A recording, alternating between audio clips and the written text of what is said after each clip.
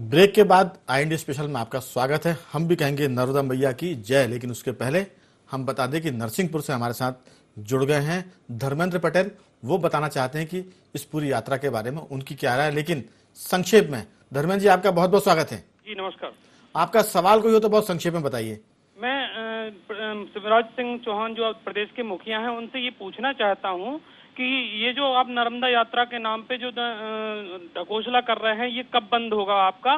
क्योंकि आपके जो चहेते हैं, विधायक हैं, सांसद हैं, वही तो नर्मदा में उत्खनन कर रहे हैं। अगर आप उत्खनन बंद करवा देंगे तो आप ये सीवेज प्लांट और ट्रीटमेंट प्लांट लगाने की जो राजनीति कर रहे हैं वो नहीं करना पड़ेगा। नर्मदा नदी जो है वो सदियों से बह रही है, आज तक ट्रीटमेंट प्लांट लगाने की आवश्यकता तो नहीं पड़ी, लेकिन अब क्यों आवश्यकता पड़ रही है? वो इसलिए पड़ रही है कि आप अवैध उत्खनन जो है वो ज्यादा कर रहे हैं और उससे जो है मिट्टी हो रही है और उसी से प्रदूषण फैल रहा है पूरे। आपका सवाल आ गया है कि आप ये सब क्यों कर रहे हैं। अगर आप निर्यात खनन बंद कर देंगे तो इसकी नौबत या जरूरत कम पड़ेगी। आपका बहुत बहुत धन्यवाद। लेकिन हम दर्शकों को बता दें कि इसके पहले हम आपको बताना चाहते हैं कि बड़वानी के लोग क्या सोचते हैं और अलीराजपुर के लोग इस पूरी यात्रा के बारे में क्या सोचते हैं, क्योंकि ये वो इलाके हैं जहां से नर्मदा नदी या नर्मदा माई बहती है। पहले अलीराजपुर, बड़वानी। उसके पहले तो सब मंच वगैरह अच्छा बना करा, सब अधिकारी वगैरह है। जब वो यात्रा चली गई उसके बाद से ना ही कोई अधिकारी आया है, ना ही कोई साफ सफाई करने आता है। कोई भी नहीं आता? कोई नहीं आते भी है तो सिर्फ दिखावा के लिए। अंधविश्वास भी जारी है और शिक्षा के दौरान जो रूढ़िवादिता चलती आ रही है, आप अभी देखेंगे कि यहाँ पे वर्तमान स्थिति में लगातार जीव हत्या हो रही है। इस जीव हत्या के होने का कारण यही है कि इनका अंधविश्वास और अशिक्षा। यदि इसी तरह से होती रही तो नमामि देवी नर्मदा यात्रा निकलने का कोई औचित्य नहीं रह जाएगा। और गवर्नमेंट की योजना जो लागू हुई, ना वृक्ष लगे और ना इतनी कोई सफाई हो रही है। इसी के साथ में इस जीव हत्या पे रोक लगना बहुत जरूरी है। कोई अधिकारी यहाँ आते हैं? नहीं आते, अभी कोई नहीं आते। यहाँ पे कुछ उसके बाद कोई बदलाव हुआ है? नहीं, अभी कुछ नहीं हुआ। कुछ सुविधाएं यहाँ पे बढ़ी है? नहीं बढ़ी है। अच्छा, कोई नहीं करते। वो तो कहते कि मान देते, माता की दिन करेंगे, क्या करेंगे बोले। माननीय मुख्यमंत्री मध्य प्रदेश शिवराज सिंह चौहान, उनकी एक बहुत ही संवेदनशील यात्रा जो वो भाषणों में कहते रहे हैं, नमामि देवी नर्मदे सेवा यात्रा। सेवा यात्रा तो हो गई है, लेकिन उसके बाद की स्थितियां जमीनी स्तर पर क्या है, आइए हम जानते हैं। हम यहाँ पर खड़े हैं बड़वानी से 6 किलोमीटर की दूरी पर, जहाँ पर ग्रामीण समाज के लोग अपनी आस्था को पूरी करने के लिए ये यहाँ पर आके बलि देते हैं और इस तरह से सामूहिक रूप से ये यहाँ पर प्रसादी मानकर इसको ग्रहण करते हैं। लेकिन सबसे बड़ी बात ये है कि क्या ऐसी चीजों के लिए, ऐसी मान्यताओं के लिए, ऐसी परंपराओं के लिए प्रशासन कितना जागरूक है, कितना मॉनिटरिंग होती है, ये इस बात से पता लग रहा है कि इस तट पर सैकड़ों लोग हैं और सैकड़ों लोग अपने पात्रों में कुछ लेकर बैठे हुए हैं। और यहाँ पर पानी के अंदर भी आप देख रहे हैं कुछ मालाएं हैं, कुछ प्लास्टिक की बोतलें भी हैं और सारा कचरा बना हुआ है। सफाई के नाम पर कुछ भी नहीं है, जबकि ये तट से मात्र 50 मीटर की दूरी भी नहीं है। नमामि देवी यात्रा सेवा के बाद जमीनी स्तर पर क्या हालात हैं, ये आप खुद कैमरे में देख रहे हैं। क्या ये तस्वीरें बदलेंगी? क्या ग्रामीण समाज फिर से रूढ़िवादिता से ऊपर उठेगा, या फिर इसी तरीके से राजनीतिक यात्राओं के बाद जमीनी हालात सिर्फ ऐसे ही बने रहेंगे? ये सिर्फ भविष्य के गर्भ में ही छुपा हुआ है। IND 24 के लिए नवनीत रावल, बड़वानी। सफाई के लिए आए थे। हाँ। तो अभी नर्मदा में कोई भी आता तो गंदे में डाल दिया। अभी भी गंदा है ये। अच्छा, अभी भी गंदा है। अभी कई अपन को शिवराज सिंह चौहान ने दिया सोबत, पर कई नहीं अपन को कई सो पूर्ते व्यवस्था नहीं मिली व्यवस्था नहीं मिली। अच्छा, गाड़ी वगैरह धोते, बोट कहीं भी लगाता है, ये भी अपन का कई सही ढंग से कहीं नहीं है। नर्मदा की करोड़ों रुपया खर्च करा मोदी ने। हाँ। शिवराज सिंह आया था। हाँ। कोई सेवादान, कोई कुछ नहीं करा। नर्मदा पूरी गंदी है और लेडीज के लिए बनाया है, उसमें तावा लगा है, कोई सुविधा नहीं है। अच्छा, पूरे गंदे की ऐसी की ऐसी है। पूरा का एकत्र बालाघाट से मतलब नर्मदा के यात्रा करा था ना मोदी ने। शिवराज सिंह ने यहाँ आता ककराना में कई सुविधा नहीं है और आज तक नर्मदा किनारे लेडीज ने नहाने जाते, जरा से पत्थर खिंचल जाते तो नर्मदा में चले जाता, कोई सुविधा नहीं है। नर्मदा सेवा यात्रा का उद्देश्य था नर्मदा का शुद्धिकरण, जिसको धरातल पर उतारने के लिए शिवराज सरकार ने करोड़ों रुपया खर्च कर दिया। किंतु अलीराजपुर जिले में वर्तमान स्थिति का जो दृश्य है उसे देखकर उन रुपयों को सिर्फ फिजूल खर्ची के उपाधि ही दिया जाना उचित होगा। मेरे पीछे जो आप घाट देख रहे हैं, इसी घाट पर मुख्यमंत्री शिवराज सिंह चौहान आए थे और इन्होंने नर्मदा जी की आरती उतारी थी। नर्मदा सेवा यात्रा का मुख्य उद्देश्य बताया जा रहा था कि नर्मदा की शुद्धिकरण और नर्मदा की साफ सफाई। किंतु यात्रा के तुरंत बाद आज जब हम नर्मदा किनारे पर आए हैं तो आप मेरे पीछे पूरा नजारा देख सकते हैं नर्मदा नदी का, जहां पर चारों तरफ सिर्फ और सिर्फ कचरा, पन्नियां और अन्य फिजूल चीजें ही नजर आ रही है। वहीं हम पीछे की तरफ यदि थोड़ी दूर निगाह मारे तो वहां पर कई बड़े वाहन, लोडिंग वाहन खड़े हुए हैं जो कि नर्मदा नदी के किनारे पर धुलने के लिए आए हुए हैं। प्रशासन ने जिस तरह से उत्सुकता दिखाकर नर्मदा सेवा यात्रा को पूर्ण किया था, नर्मदा सेवा यात्रा के जाने के बाद प्रशासन की उस उत्सुकता भी खत्म नजर आ गई है। वहीं नर्मदा जी की स्थिति भी जो है वो पूर्ण रूप से सिर्फ कचरा युक्त दिखाई दे रही है, जबकि कचरा मुक्त संदेश दिया गया था। प्रशासन को इस ओर ध्यान देना चाहिए। आखिर नर्मदा सेवा यात्रा पर जो करोड़ों रुपया खर्च किया गया है उसको मूर्त रूप देना चाहिए, किंतु यहाँ पर जमीनी स्थिति कुछ और नजर आ रही है। कैमरा पर्सन शैलेंद्र राठौड़ के साथ गोविंदा गुप्ता, IND 24 अलीराजपुर। तो ब्रेक के बाद हम आपको बता दें कि जो यात्रा कल समापन जिसका होने जा रहा है अमरकंटक नर्मदा जी के उद्गम स्थल पर, प्रधानमंत्री नरेंद्र मोदी वहां आने वाले हैं। वो सिर्फ प्रधानमंत्री के ही नहीं है बल्कि वो गुजरात के भी बाशिंदे हैं और नर्मदा नदी ने गुजरात के एक बड़े हिस्से को हरितिमा दी है, यानी हरियाली दी है। नर्मदा नदी की वजह से वहाँ की एक जो अहमदाबाद की नदी थी वो जीवित हो गई है और बड़ा इलाका हरी भरी खेती से भर गया है। इसलिए भी मोदी की यात्रा में इस बात का जिक्र होना या IND 24 की डिबेट इसलिए जरूरी है कि उनको पता हो कि ग्राउंड रियलिटी क्या है, जमीनी हकीकत क्या है। इस पूरी यात्रा के दौरान राजेश जी आपने सब कुछ देखा और सुना है। कल समापन हो रहा है इस पूरे महाअभियान का। हम ये मानते हैं कि इससे जरूर फायदे होंगे, लेकिन जो चीज निकल के आ रही है वो निराश करने वाली है। बिल्कुल निराश करने वाली है और इसीलिए इस पे देखिए सवाल भी खड़े कर रहे हैं लोग, पब्लिक से सवाल खड़े किए जा रहे हैं। देखिए राघवेंद्र जी, ये अभी पिछले दिनों अमित शाह आए थे, उनको भी बुलाया गया था। मेरे ख्याल में मंडला में, जबलपुर में थे वो, हाँ जबलपुर में वो आए थे। तो उन्होंने अपने स्पीच में ज़्यादा बातें कही नहीं। उन्होंने ये कहा कि भाई नरेंद्र भाई ने साबरमती को साफ करके दिखा दिया बगैर किसी शोर शराबे के, है ना। और शिवराज सिंह चौहान ने बतौर मुख्यमंत्री जितनी बातें कही हैं नर्मदा के मुतालिक, वो बस केवल करके दिखा दें। और उन्होंने, अमित शाह ने अपना भाषण खत्म कर दिया था। इसके पहले खुद मुख्यमंत्री के गृह गांव में मोरारी बापू आए थे। उन्होंने कहा था कि ये राजनीति का मंच नहीं है, यहाँ जो कुछ कहा जा रहा अगर वो कर दिया जाएगा, कहा जा रहा अगर वो कर दिया तो नर्मदा जी सच में साफ हो जाएंगी। मोरारी बापू भी गुजरात के, बिल्कुल, है ना। रामदेव बाबा ने भी रेत खनन और कोका कोला प्लांट पे बोला था। बिल्कुल। इस बीच में बता दें कि हमारे साथ एक दर्शक जुड़ गए हैं शुजालपुर से, संतोष, आपका बहुत बहुत स्वागत है। जी सर। आपका सवाल बहुत संक्षेप में। जी सर। सवाल करिए सर। जी हेलो। हाँ, आपका सवाल करिए, आवाज आ रही है। हेलो। आपकी हमें आवाज आ रही है, आप सवाल करें। सर हमें आवाज नहीं आ पा रही है। चलिए तो फिर बाद में बात करते हैं। राजेश जी, मैं ये कह रहा हूँ जी कि सरकार का जो काम है बुनियादी, वो जब तक नहीं होगा तो लोग इसी तरह के सवाल खड़े करेंगे। अब नर्मदा नदी से रेत सतत जो है निकाली जा रही है और किस सीमा तक निकाली जा रही है, किस गहराई तक निकाली जा रही है, इसको कोई देखने वाला नहीं है।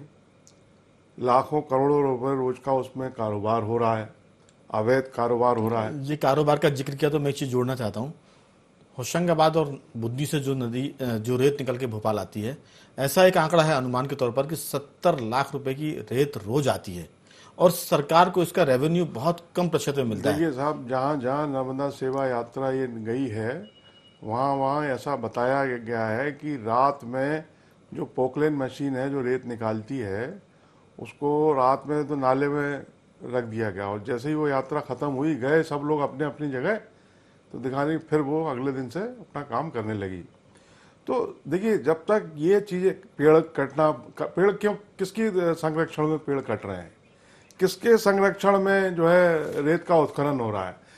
अगर सीवर गंदगी नदी में मिल रही है, और जैसा कि विनायक भाई ने बताया है कि वो तमाम माइनिंग के लिए इतने साल के और सब इतने हेक्टेयर पे पेड़ काट दिए गए, जंगल साफ कर दिए गए, इसको रोकना, सीवर प्लांट एसटीपी लगाना, जंगल लगाना था, आप एक गुना में लगा पाए। ये सरकार का काम है ना, ये पब्लिक तो लगाएगी नहीं भाई, पब्लिक के पैसे से इसको लगाना सरकार का काम। पॉलीथीन पे बैन, सरकार ने ऐलान किया कि 1 मई से पॉलीथीन बैन हो जाएगी, 15 मई से होने वाली नहीं, लेकिन उसकी एक्सटेंड हो रही है लगातार। क्योंकि जिन लोगों ने मशीनें लगा ली हैं, जिन लोग चंदा देते हैं, उनका दबाव है, पॉलीथीन बैन नहीं हो पा रही है। बल्कि इस तरह की घोषणाओं से चंदा बढ़ जाता है, तो एक कि आप हमको थोड़ा सा और मौका दे दें। आपकी बात देखिए, अभी विनायक भाई ने एक बात कही थी जिसपे मुझे हंसी आ रही थी कि साहब, ये बात तो जो है बाबा रामदेव ने भी कही, जो कोका कोला और उसके प्लांट के, तो अब इन प्लांट को कौन अनुमति दे रहा है? सरकार अनुमति दे रही है ना।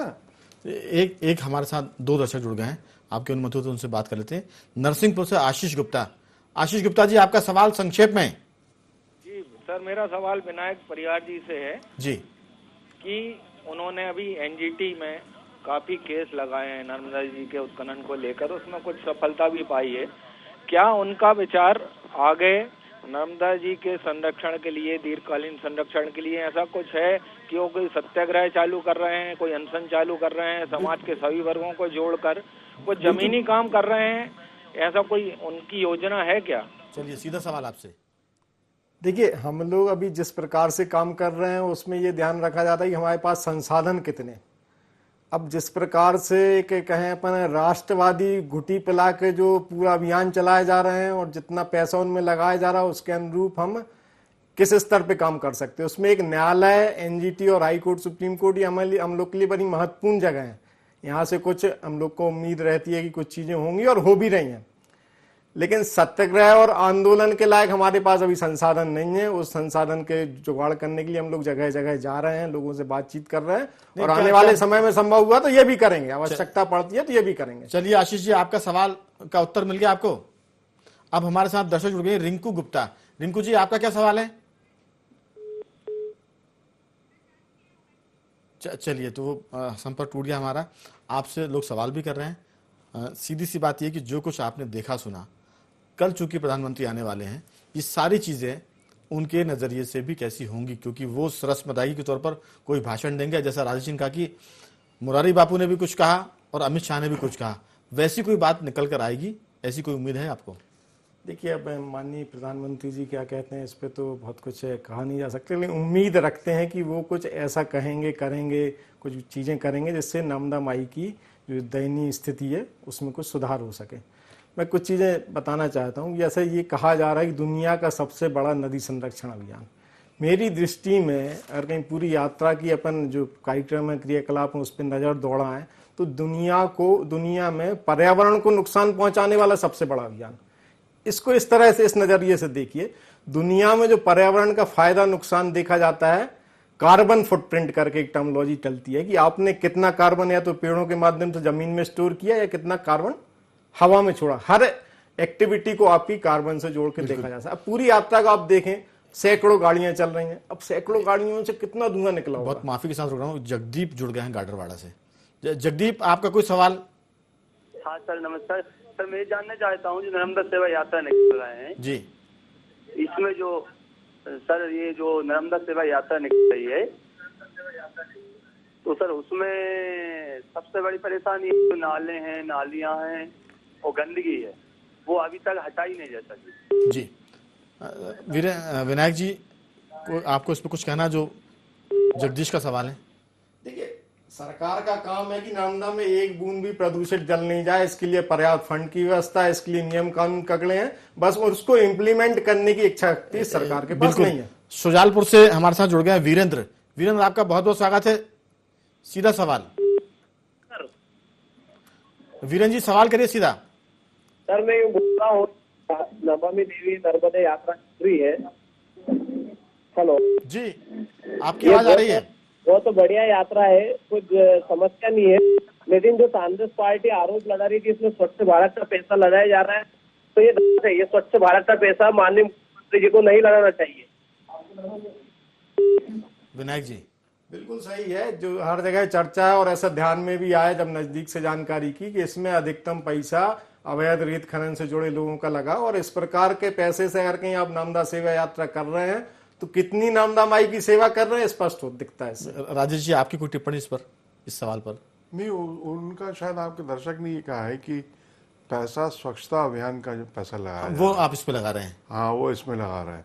नहीं, देखिए, वो कहीं का भी पैसा लगा रहे हो, लेकिन अगर मैं फिर कहूँगा कि उसके परिणाम अगर अच्छे नहीं आने वाले हैं तो निरर्थक है। बजाय लाभ के उसका तो नुकसान होगा, और दिख रहा है, अपरेंटली दिखाई दे रहा है कि इसके परिणाम ठीक नहीं आने वाले हैं। भाई, जो काम आपको बुनियादी रूप से करना चाहिए वो ना करके आप दूसरा काम कर रहे हैं। सरकार का काम क्या है? ये अगर कोई पार्टी निकालती, भारतीय जनता पार्टी एक संगठन के रूप में ये आपने यात्रा निकालती, मुद्दे की बात की कि ये काम कोई एनजीओ अगर इस यात्रा को निकालता, जैसे प्रहलाद पटेल पूरी परिक्रमा पे निकले थे, मुख्यमंत्री एक व्यक्ति के रूप में अगर निकलते, सत्ता में आने से पहले या सत्ता से हटने के बाद निकालते, अब इसमें क्या हो रहा है तो बात अलग होती। राजेश जी, ये काम जो है सरकार का काम, मैं फिर कह रहा हूँ, जंगल ना बिल्कुल मैं रोक रहा हूँ आपको। मुरैना से रिंकू, एक बार उनका फोन कट गया था, वो दोबारा जुड़ गए। रिंकू, आपका बहुत बहुत स्वागत है। सर जी जी, बोल रहा था सर, इतना जो रैली उनमें पैसा खर्च कर रहे हैं, यदि इतना नर्मदा सफाई न कर देते तो नर्मदा माँ अच्छी हो जाती है। चलिए, आपकी बहुत अच्छी बात है, इसी पर तो हम बातचीत कर रहे हैं कि अगर ये पैसा सफाई पे खर्च होता तो ज्यादा अच्छा था, लेकिन अभी प्रचार ज्यादा हो रहा है, सफाई कम हो रही है। राजेश जी, देखिए, मैं कह रहा हूँ कि सरकार का काम जो है वो नहीं कर रही है। सरकार का काम क्या है कि भाई प्रदूषण ना हो, जंगल ना कटें, रेत ना निकाली जाए, और जो निकाली जाए वो जो मापदंड है उसका, भाई रेत निकालना भी जरूरी है नदी को जीवित रखने के लिए। अब तो जीवित इकाई मान लिया, कानून की नजर में मान लिया गया है। हम तो पहले से मां मान रहे थे, तो मां तो जीवित पहले भी थी, समाज तो पहले से मां मान रहा है, लेकिन अब आपने कानूनी रूप से एक दर्जा दे दिया है, और उसके नियम प्रारूप जल्दी से बनाइए। कानून का पालन कौन कराएगा? जो सीवर ट्रीटमेंट प्लांट है वो सरकार को लगाने चाहिए, जंगल ना कटे ये सुनिश्चित किया जाना चाहिए। अब वहाँ जो यात्रा के दौरान जहाँ जहाँ भी वृक्षारोपण किया गया है, आप सर्वे कराइए राघवेंद्र जी, कि वहाँ जो पौधे लगाए मुख्यमंत्री ने या सरकार के लोगों ने, वो अब हैं कि नहीं है। 46 डिग्री टेम्परेचर होशंगाबाद में पड़ रहा है, क्या ऐसी स्थिति में वहाँ जो पौधे लगाए गए हैं ये कौन सी वो बुद्धिमत्ता जीवित है कि नहीं है? अगर ये बुद्धिमत्तापूर्ण है तो फिर ये यात्रा भी बुद्धिमत्तापूर्ण है, हमारा कहना ये है। लेकिन एक बात और है कि जो बात यात्रा के दौरान सफाई की हो रही है, उसी यात्रा के थोड़े दिन पहले ही बाबई में के पास प्लांट लग गया कोकोला का। अच्छा, लोगों के दिमाग में परसेप्शन क्या है कि भाई होशंगाबाद में यात्रा है तो भोपाल से लोग पहुंच जाएंगे, मंडला में है तो जबलपुर से पहुंच जाएंगे, और कुछ लोग इसमें यात्रा के दौरान अपना धंधा पानी कर लेंगे। 1 लाख 2 लाख 5 लाख 10 लाख लोग। निशा सोनी जुड़ी, पिपरिया से निशा सोनी, आपका स्वागत है। निशा जी, सवाल संक्षेप में, समय समाप्त हो रहा है। रेत का खनन किया जा रहा है, तो उस रेत के खनन से सरकार को करोड़ों अरबों रुपए का राजस्व प्राप्त होता है। इस राजस्व का उपयोग यदि हम नर्मदा नदी की यदि सरकार नर्मदा नदी की सुरक्षा और संरक्षण के लिए करेगी तो उससे वह मुहावरा भी सच हो जाएगा कि तेरा माँ तुझको अर्पण। और जो लाखों करोड़ रुपए की नर्मदा सेवा यात्रा निकाली जा रही उस पैसे को वहाँ खर्च करने की बजाय यदि गरीबों की सेवा की जाए और उसकी संरक्षण की जाए तो गरीबों का भी भला होगा और मां नर्मदा की सुरक्षा भी बिल्कुल अच्छी बात है आपकी। एक शब्द है आमीन, आप जो कह रहे हैं ऐसा ही हो जाए। हमारे साथ एक दर्शक और जुड़ गए हैं भोपाल से, BS मिश्रा। मिश्रा जी, स्वागत है आपका। जी, मैं ये कहना चाहता हूँ कि नर्मदा सेवा यात्रा तो अच्छी बात है, हमारे काल से पुरुषों और ऋषियों ने चालू करी थी, लेकिन जो इसमें न सफाई हो रही है न कुछ रहा। जहाँ अधिकारी आते हैं, बड़े बड़े नेता मिनिस्टर आते हैं, वहाँ पर थोड़ा ठीक ठाक किया जाता है। मैंने खुद जाकर के देखा है, तो बड़ा दर्द होता है कि ये अपने प्रचार के लिए कर रहे हैं, जनता के लिए कर रहे हैं, नर्मदा माई के लिए कर रहे हैं। आपकी इसी दर्द पे चर्चा हो रही है राजेश जी। जी, तो मैं ये कह रहा था राघवेंद्र जी कि अगर बस हमारे पास 1 मिनट का वक्त है। हाँ, आपकी बात मैं आधे मिनट में अपनी बात कहता हूँ कि अगर सरकार के जो काम है वो कर लिए जाते, पेड़ नहीं कटते, रेत का उत्खनन नहीं होता, STP जो गंदगी मिल रही है वो ना मिलती, ये तमाम चीज़ें अगर हो जाती और फिर सरकार ये कहती कि भाई हमने घाट बना दिए हैं, नदी को साफ कर दिया है, पेड़ कटने बंद हो गए हैं, रेत का अवैध उत्खनन बंद कर दिया गया है, अब आप समाज को हम ये नदी सौंप रहे हैं, आइए अब हम आह्वान करते हैं कि इस नदी की हमको रक्षा करनी है ताकि ये क्रिकेट का मैदान ना बने। ये जो मरने वाली है नदी है अब नहीं मरेगी, तो समाज भी विश्वास करता। इसकी जो मुहिम है सेवा यात्रा की मुहिम, इस पे विश्वास किया जाता, लोग बढ़ चढ़कर इसमें हिस्सा लेते। सरकारी जो कर्मचारी हैं उनकी हिस्सेदारी नहीं होती, पब्लिक की हिस्सेदारी होती। आपकी सारी बाइट्स में यही दिख रहा है कि लोग जो है इससे खुश नहीं है। अखिलेश जुड़ गए हैं चंदला से। अखिलेश, आपका स्वागत है। सर, मैं ये कहना चाहता हूँ कि जहाँ हमारे प्रदेश के मुखिया नर्मदा सेवा यात्रा निकाल रहे हैं, हाँ बोलिए, नदियों को साफ स्वच्छ करने की बात कह रहे हैं, वहीं दूसरी ओर छतरपुर जिले के केन नदी में विगत 4 वर्षों से लगातार हमारे यहाँ एनजीटी के नियमों को ताक पर रखकर बालू माफियों के द्वारा लगातार उत्खनन, अवैध उत्खनन चल रहा है सर। तो इस पर न तो जिला प्रशासन कोई कार्रवाई कर रही है, न तो राजनेता, सभी लोग चुप्पी साधे हुए हैं। जी, आपका सवाल आ गया। बहुत बहुत धन्यवाद आपका अखिलेश जी। ये चिंता हम सबकी और सरकार की भी है। इसके साथ गंज बासुरा से हमारे साथ जुड़ गए हैं शिव कुमार। शिव कुमार जी, स्वागत है आपका। जी सर नमस्ते सर। मैं IND 24 को बहुत बधाई देना चाहता हूँ इतनी शानदार कार्यक्रम के लिए। जी, सवाल करें आप। धन्यवाद आपका बहुत बहुत।